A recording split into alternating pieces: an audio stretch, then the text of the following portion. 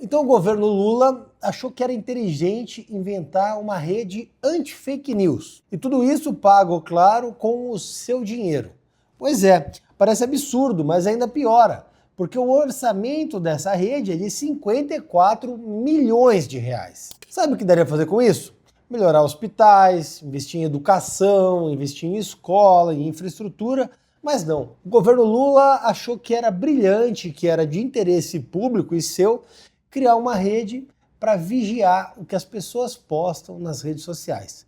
E isso só escancara, só é a manchete do quanto o governo Lula se preocupa com o que você pensa e o que você posta.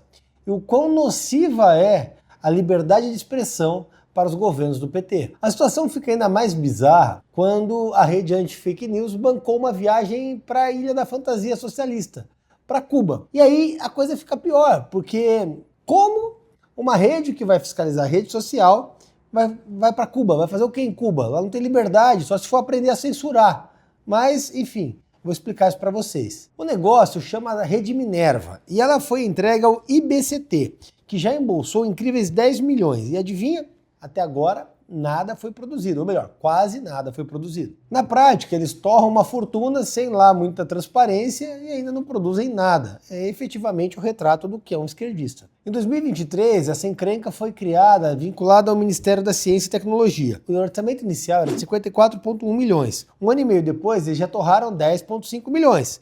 Sabe o que eles entregaram? Nada. Os relatórios, a maioria é sigilosa, restrita, deve ser fiscalização sobre quem opina nas redes sociais. Provavelmente tem alguma página da gente lá. E essa rede não nasceu do nada, ela é vinculada à Secom, que é de propriedade, ou melhor, chefiada pelo marqueteiro Sidônio Palmeira. E na época ela já tinha outros figurões apitando por ali. Segundo o próprio diretor do IBCT, Thiago Emanuel Nunes Braga, o projeto foi construído através de diversas conversas entre a Secretaria de Análise, Estratégia e Articulação da Secom, sob o comando do secretário Renan Brandão. O dinheiro para bancar a brincadeira vem do Fundo dos Direitos Difusos, ligado ao Ministério da Justiça, que torrou ali 42 milhões, do Ministério da Saúde, com 12,1 milhões, ou seja, tiraram 12,1 milhões de reais da saúde, que podia estar sendo usado, por exemplo, para pagar exame que as pessoas precisam fazer, para dar medicamento para a população, mas eles acharam prudente investir em fiscalização de rede social.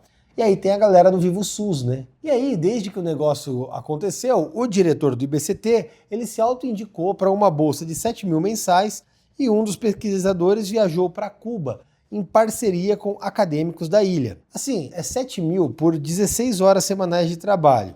É mais de 100 reais por hora para classificar dados. E aí me espanta pensar em quais tipos de dados estão sendo classificados. E aí, enquanto os médicos ganham uma miséria, esse cara se dá um bônus com o nosso dinheiro. E aí, confrontados sobre a autoindicação, eles disseram que a coordenadora substituta indicou ele.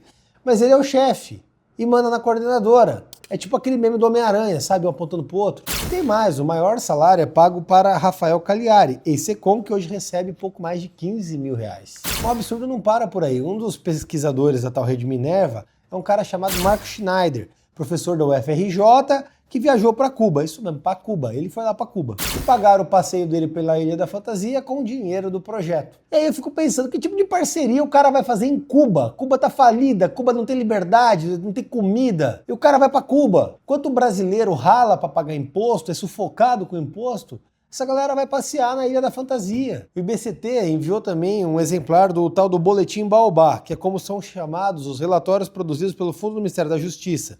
O exemplar tem 49 páginas e, pela reportagem, é o número 1 do volume 1, ou seja, é o primeiro tipo datado de maio desse ano. O arquivo parecia incompleto, inclusive os nomes dos responsáveis estavam inscritos como a inserir, ou seja, não estava pronto. E o interessante é que na análise ali aparece, no caso do corte de verbas do Bolsa Família, a menção de postagens da deputada Júlia Zanata, de Santa Catarina, do deputado Gustavo Gayer, de Goiás, e o canal de YouTube Ancapso. Ou seja, estavam mapeando até um youtuber, que é um anarcocapitalista, que faz excelentes conteúdos, e ele simplesmente foi mapeado pelo governo. O cara não pode nem postar o que ele pensa, e nem deputado é. E não que se justifique investigar um parlamentar, tá? Muito pelo contrário. Mas para você ver o nível da censura que nós temos hoje. Isso, na prática, não é combate à fake news, é perseguição política com dinheiro público. E sabe o que isso significa? Se você questionar o governo, você pode virar alvo. E sabe o que a Rede Minerva produziu com esses milhões? Quase nada, também não tem o que produzir. Simplesmente torraram milhões com jargões. Mas o esquema da Rede Minerva não é desperdício. Financiar uma viagem é um efeito colateral. A Rede Minerva é uma ameaça.